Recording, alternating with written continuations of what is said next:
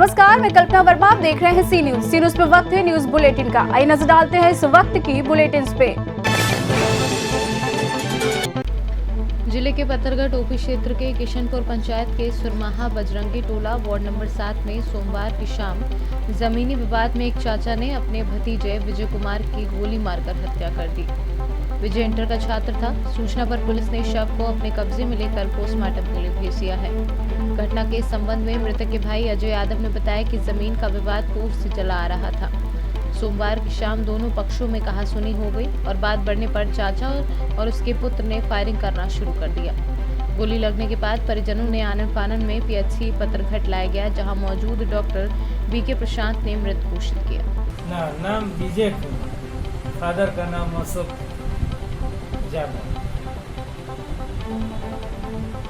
क्या गोली कहाँ लगी थी? पेट में लगा हुआ था। क्या उससे बाहर निकल गया था, दाहिना साइड से बायां साइड निकल गया। क्या उसकी स्थिति कुछ बताना चाहेंगे? ग्राउंड डेड आया हमारे पास। उसको पोस्टमार्टम के लिए सदर अस्पताल भेज दिए हैं। प्रशासन साथ लगा। डॉक्टर विनोद कुमार प्रधान।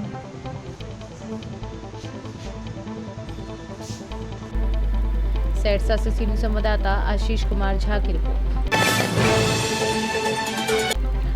मुजफ्फरनगर में देर रात्रि नगर कोतवाली पुलिस और बदमाशों के बीच चेकिंग का दौरान मुठभेड़ हो गई। इस मुठभेड़ के दौरान पुलिस ने शातिर बदमाश शाहिद को पैर में गोली लगने के बाद गिरफ्तार कर लिया, जबकि बदमाश का एक साथी फरार हो गया है। वहीं बदमाश के कब्जे से तमंचा, बाइक, कारतूस बरामद हुए हैं। घायल बदमाश शाहिद लगातार मेरठ और बागपत से कई मुकदमों में वांछित चल रहा था।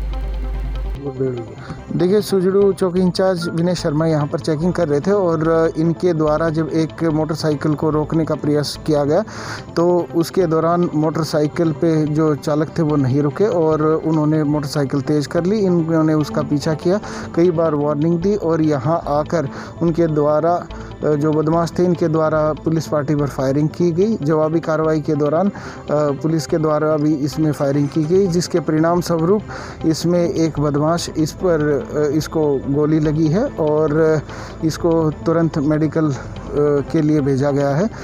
इसका नाम शाहिद है, ये मुजफ्फरनगर का ही रहने वाला है और इसके ऊपर करीब 1 दर्जन डकैती के मुकदमे हैं और जो कि बागपत से, मेरठ से, अमरोहा से और मुजफ्फरनगर से हैं। फ़िलहाल ये अभी तक की जो सूचना मिली है 2 गट बागपत और सरूरपुर मेरठ से वांछित चल रहा था। 2 जगह से डकैती के ही मुकदमे में वांछित चल रहा था और ये एक शातिर किस्म का बदमाश है। इसके पास से एक मोटरसाइकिल, एक तमंचा और जिंदा खोखा कारतूस मिले हैं। किसी तरह का कोई इनाम है? इनाम का देखिए 2 जगह से इस पर अभी ये वांछित है, तो मेरठ से और बागपत से इनाम के संबंध में जानकारी जुटाई जा रही है। कोई फरार भी? हाँ, इसका एक साथी था जो फरार हो गया है। उसके संबंध में पुलिस के द्वारा लगातार कॉम्बिंग जारी है। मुजफ्फरनगर से सीनियर संवाददाता वीरेंद्र कश्यप की रिपोर्ट। जौनपुर बरसटी थाना क्षेत्र के निगो प्राथमिक विद्यालय में बाहर से आकर क्वारंटाइन में रह रहे प्रवासी युवकों की मंगलवार की सुबह थर्मल स्क्रीनिंग करने पूरी टीम के साथ पहुंचे सीएचसी प्रभारी बरसटी डॉक्टर अजय सिंह ने सैकड़ों से ज्यादा लोगों की स्क्रीनिंग की और उन्हें सोशल डिस्टेंसिंग के साथ रहने का सुझाव दिया। थर्मल स्क्रीनिंग चल रही है तो माइक्रो प्लान के तहत चल रही है। हाँ, माइक्रो प्लान के तहत चल रही। निगो आज निगो था, निगो में आज कर रहे हैं। अच्छा, हाँ, पूरी टीम है हमारे साथ में।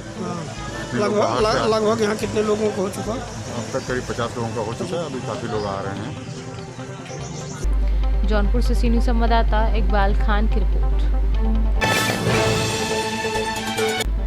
चतरा मंडल कारा में कोरोना संक्रमण बढ़ने की संभावना बनी हुई है।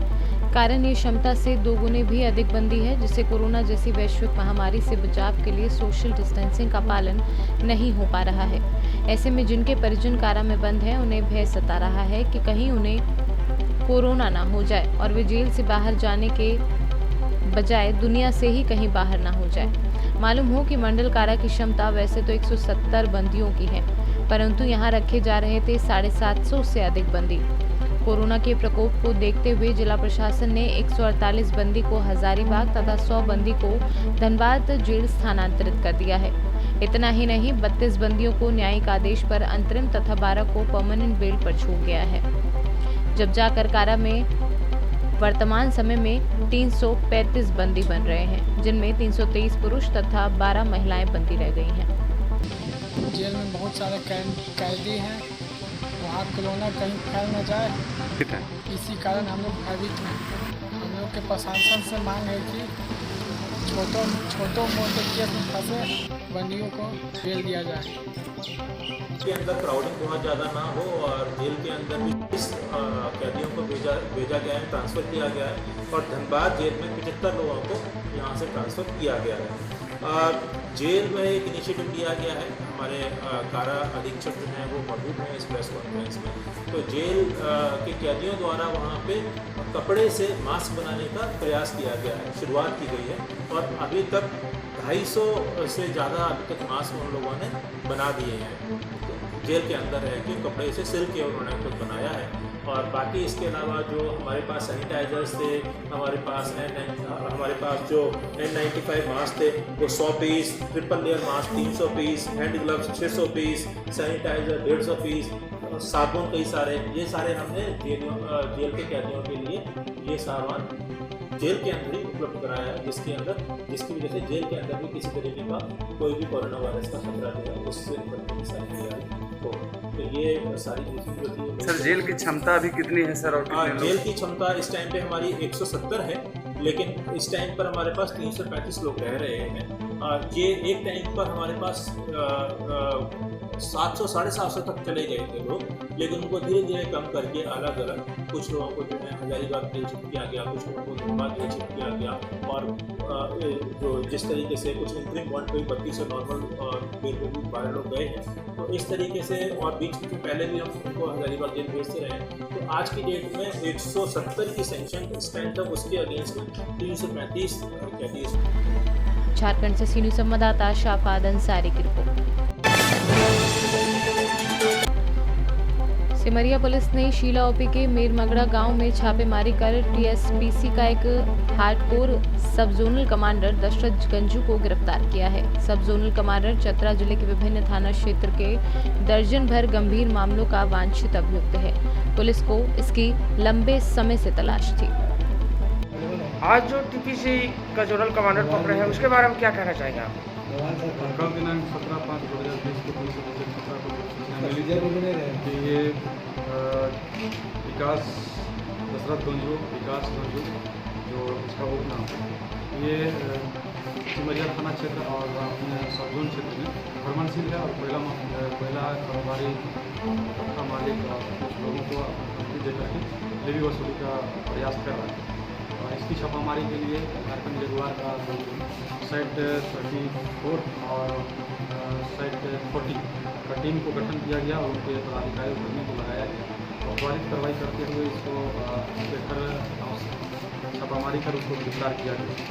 इनके विरुद्ध में सिमरिया अनुमंडल अंतर्गत बहुत सारे केस दर्ज हैं, जो हत्या, रंगदारी और आर्म्स एक्ट के केस दर्ज हैं।